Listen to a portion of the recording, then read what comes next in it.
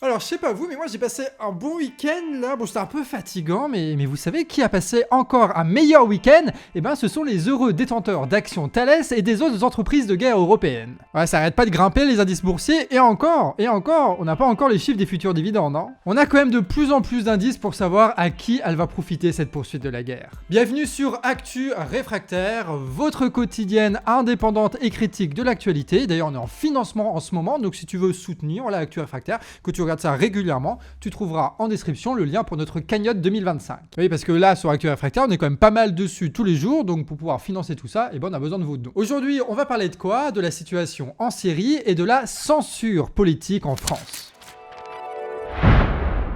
La Syrie vit l'une des pires escalades de violence depuis des mois. En 2 jours seulement, il y a eu 1000 morts et la menace du chaos plane sur le pays. Parmi les morts, tu as 775 civils, en particulier des minorités religieuses alaouites, mais aussi 125 membres des nouvelles forces de sécurité du nouveau gouvernement et 148 militants affiliés à l'ancien dictateur Bachar al-Assad. Cet ancien dictateur a fui en Russie et fait partie de la minorité religieuse alaouite. Et aujourd'hui, la violence se retourne contre cette communauté dans son ensemble. Dans des vidéos, on voit des troupes tirer sur des appartements des quartiers alaouites et des exécutions d'hommes désarmés. Le nouveau pouvoir en Syrie, le président autodésigné Al-Sahara, a condamné ces attaques contre les civils autant que les attaques des rebelles assadistes. Et les forces de sécurité du nouveau pouvoir semblent échapper à ce nouveau pouvoir, en particulier les composantes djihadistes les plus radicales. Car Al-Sahara lui-même était un ancien dirigeant d'Al-Qaïda et de Daesh en Syrie, et son armée conserve beaucoup d'éléments qui viennent de là. Sauf que ce nouveau président veut se normaliser sur la scène internationale,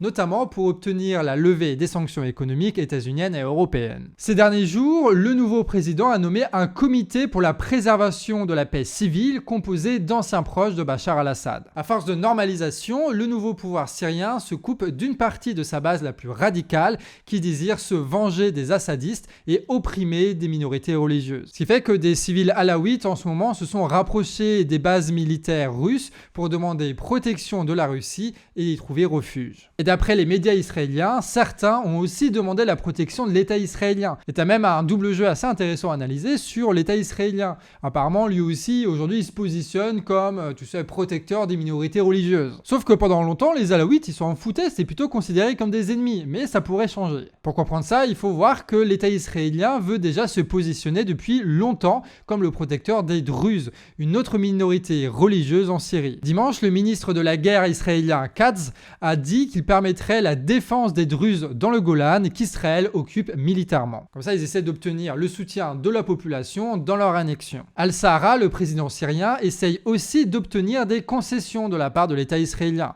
Depuis qu'il est au pouvoir, la Syrie ne permet plus d'alimenter en armes le Hezbollah libanais qui combat l'État israélien. Le nouveau régime syrien a même affirmé avoir intercepté une cargaison d'armes destinées au Hezbollah. Ils ont aussi affirmé que la Syrie ne deviendrait plus une base à des attaques face à l'État israélien. Et ça, c'est un vrai tournant géopolitique. Sous Bachar al-Assad, la Syrie faisait partie de ce que l'Iran appelle l'axe de résistance avec le Hezbollah et le Hamas contre l'État israélien et les États-Unis. Mais les concessions d'Al-Sahara ne semblent pas suffire à calmer les ambitions expansionnistes de l'État israélien qui n'a aucun intérêt à avoir un État syrien stable et fort, mais plutôt fragmenté et faible. Katz, le ministre israélien de la guerre, qualifie lui-même d'Al-Sahara de terroriste djihadiste. Bref, le risque de chaos plane en Syrie et pour l'instant impossible de savoir ce que l'avenir réserve aux Syriens. Et évidemment, on va suivre cette actualité de près. Et on n'a pas fini de parler de Gaza pour cette deuxième actualité parce que cette guerre a un énorme impact sur notre territoire en France. Depuis les massacres du 7 octobre 2023 commis par le Hamas,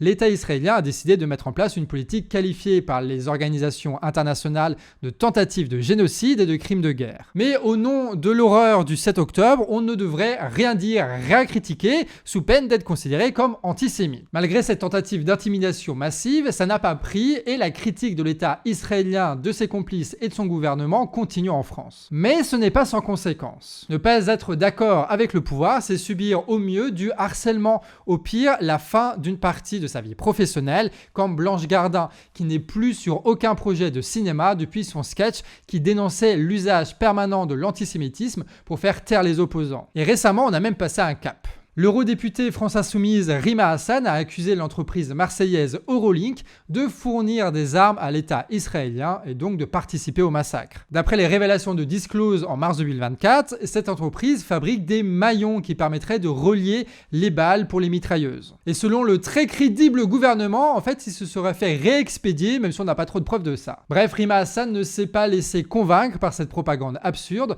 et depuis, le préfet des Bouches-du-Rhône considère que c'est une incitation à la violence. Alors que l'entreprise, elle vend quand même des trucs qui permettent aux sulfateuses de fonctionner. Mais ça, c'est pas un appel à la violence. Ceux qui dénoncent ça, par contre, oui. Tu as même des ministres, d'accord, des ministres, c'est pas rien, des ministres du gouvernement qui appellent à déchoir Rima Hassan de sa nationalité française. Évidemment, ça ne s'arrête pas là, puisque l'histoire est l'occasion pour les médias français de remettre une couche avec des fausses citations truquées, charcutées de l'eurodéputé. On a donc eu les invectives médiatiques, puis les plaintes, le harcèlement judiciaire et l'éviction professionnelle pour les militants de la Palestine et contre la guerre. Mais ça ne s'arrête pas là. Et cette offensive, elle va contre aussi les personnes qui sont musulmanes ou qui ont l'air musulmanes. Avant la polémique Rima Hassan, tu as eu aussi la perquisition chez l'imam Nourdine Aoussat, qui était un militant pro-palestinien et qui n'a rien à voir avec le Hamas ou des trucs comme ça. C'est juste perquisition parce que c'est un militant politique. Et avant ça, tu as eu aussi la polémique sur Merwan Ben Lazar, un humoriste devenu salafiste selon les médias parce qu'il avait une barbe et un bonnet. On en est là. Alors, est-ce que ces procédés de propagande contre les oppositions fonctionnent? Eh bien, tu peux nous dire ça en commentaire. Qu'est-ce que t'en penses, toi? Et qu'est-ce que pensent les gens autour de toi? Ça nous intéresse. En tout cas, le combat continue et ça passe notamment par des médias indépendants. Comme on vous l'a dit au début de la vidéo, on a lancé vendredi dernier notre financement participatif qui va nous permettre à l'année de fonctionner et donc de produire des centaines de vidéos d'analyse qui permettent de comprendre le monde et de le transformer. C'est une cagnotte qui est absolument vitale pour nous, donc si tu veux y participer, si tu aimes notre contenu, tu peux trouver en description le lien Tipeee. C'est là-dessus qu'on termine cette actu réfractaire. C'était Monteur Décolonial et Emeric à l'écriture, et ce même Monteur Décolonial d'ailleurs au montage avec Betsy à la diffusion. Sur ce, des bisous et à la prochaine.